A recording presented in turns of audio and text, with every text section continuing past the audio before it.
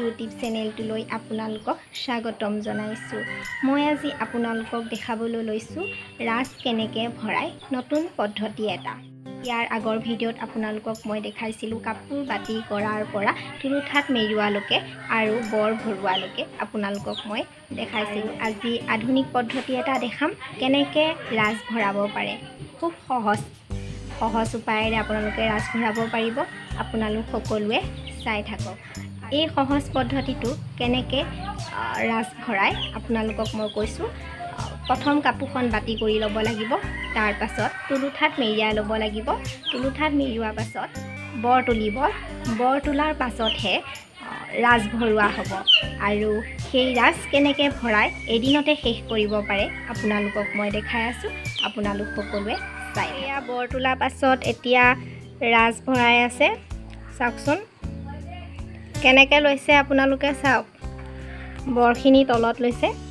ৰাজখন আপোনালোকে জানেই কেনেকৈ ৰাজ ভৰাই, তথাপিতো এনেকুৱা ধৰণে আপোনালোকে ভৰাব পাৰিব। সেইকাৰণে আপোনালোকক দেখাইছোঁ। অতি সোনকালে হৈ এনেকৈ ৰাজ ভৰালে। ইটো ছাইডৰ পৰা সূতা দি আছে আৰু এইফালে হাকুটাইদি টানি আছে সূতাডাল।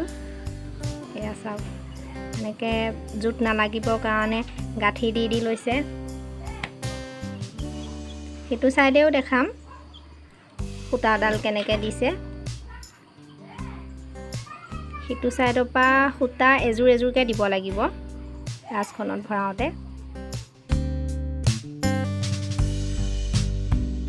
সিটো ছাইডে অকণমান দেখাইছোঁ। এয়া সূতা দি আছে, এনেকৈ দিব পাৰিব আপোনালোকে ধুনীয়াকৈ।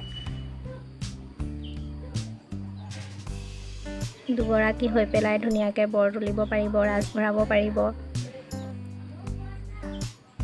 এয়া এযোৰ এযোৰকৈ দি আছে এইফালৰ পৰা, আৰু সেইফালে হাকুটাডালে টানি নি আছে।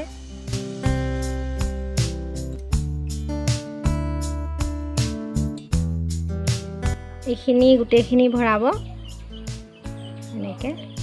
এনেকৈ বান্ধি থৈছে জোঁট নালাগিবৰ কাৰণে, আৰু এযোৰ কেইডালমান লৈ ভৰাই আছে।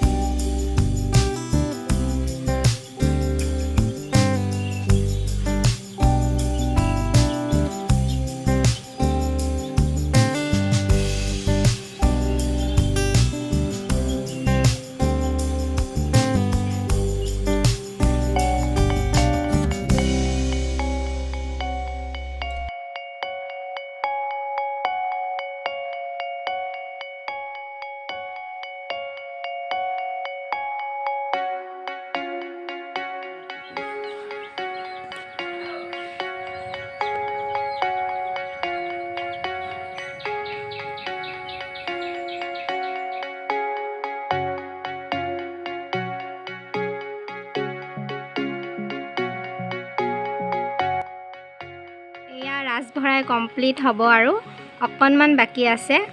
তাৰ পাছত শালত আৰিবলৈ হ'ব। শালত আৰা আপোনালোকক দেখাম।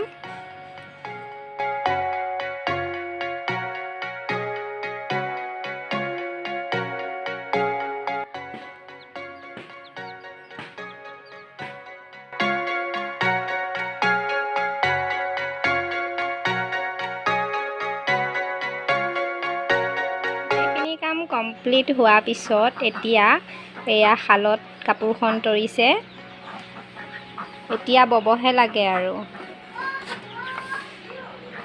এয়া চাওক আৰম্ভ কৰিছে।